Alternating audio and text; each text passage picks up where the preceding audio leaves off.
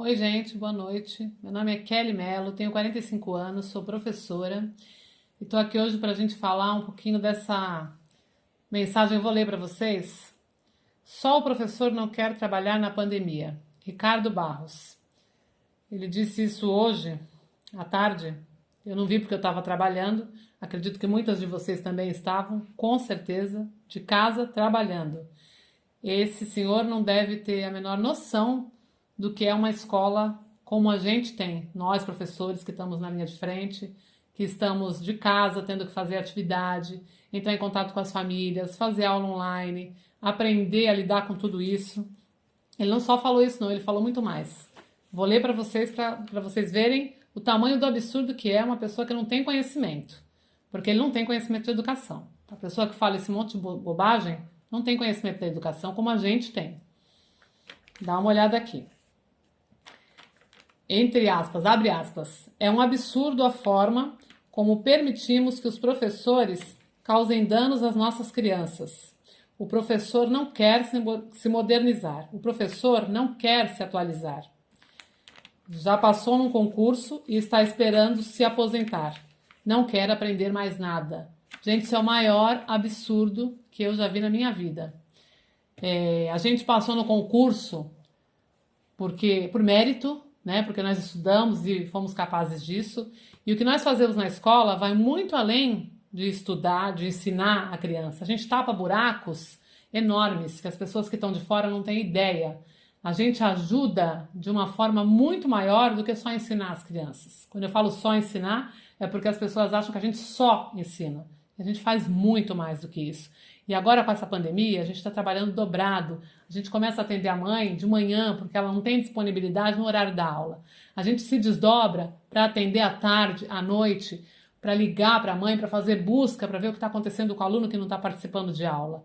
A gente está fazendo muito mais do que a gente fazia quando estava em sala de aula no nosso horário, que era muito mais tranquilo. Só que ele fala mais coisas ainda comparando a nossa profissão com outras. Vou continuar lendo para vocês. Presta atenção. Quando ele fala que o profissional da saúde está indo trabalhar, o profissional do transporte está indo trabalhar, o profissional da segurança está indo trabalhar, o pessoal do comércio está indo trabalhar, só o professor que não quer trabalhar. Ele afirmou destacando o nosso trabalho. A gente não quer trabalhar? Não, a gente está isolado, né, por ordens até dos governos, né, para prevenção dos professores, que muitos já, infelizmente, morreram. Porém, o da saúde a gente não pode comparar, porque eles são obrigados a ir. Se eles tivessem opção, provavelmente eles estariam preservando a própria vida em casa. O do transporte é obrigado a continuar com o ônibus cheio para preservar o emprego dele, senão ele está na rua. A gente já está passando por um monte de aperto, necessidade, aí, fome, um monte de outras coisas que essas pessoas não podem se dar ao luxo de passar e são obrigadas a trabalhar. Por favor, observa a educação com outros olhos. A gente não está brincando, a gente não está de férias em Cancún. Ninguém viajou desde o ano passado e está passeando nas Maldivas, gastando dinheiro e curtindo férias. A gente está em frente ao computador, às vezes mais de 10 horas por dia, para corrigir a atividade, para chamar a pai, só para lembrar. E quando está na escola é muito mais do que isso. Então olha com um pouco de carinho para essa classe, porque a gente precisa de atenção. A gente precisa se modernizar, a gente precisa, mas vocês têm que oferecer isso para a gente. E a gente espera um pouquinho de empatia não, de uma observação com outros olhos mesmo, sabe? Os pais têm que olhar isso também. A gente está preservando as nossas vidas e as vidas de toda a comunidade escolar. Então, antes de falar tanta asneira, dá uma olhadinha, vai até uma escola, passa um dia lá. Aliás, mais que um dia, fica numa sala de aula com 30 crianças, ou numa educação infantil, trocando fralda, vê se tem condição. Eu acredito que o senhor consiga ficar lá, né? Deve ser uma opinião formada com base na prática. Só pode ser.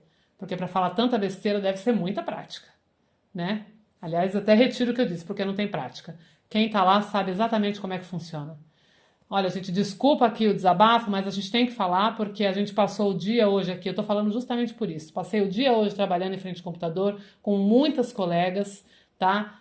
Falando sobre criança, atrás de criança, tentando entender o que aconteceu, por que não está participando, tentando resgatar, pensando em atividade, pensando numa forma de trazer essa criança para a aula online, que ela não tem às vezes acesso à internet, que ela não é obrigada a ter o computador, não é obrigada a ter o celular, e não tem.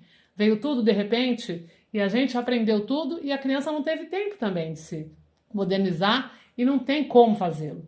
Então, olha com outros olhos e tenta entender que nós não estamos no seu lugar, simplesmente com um salário garantido, podendo fazer a adaptação que a gente quer. Não é assim que funciona. A realidade é muito diferente, é muito mais dura. Tá? Nós somos professores, somos guerreiros, batalhadores e não estamos de brincadeira.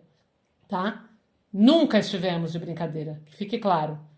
Tá? Desculpa aí o desabafo, mas é pela nossa classe de professores tão trabalhadores, da qual eu faço parte. Obrigada, gente.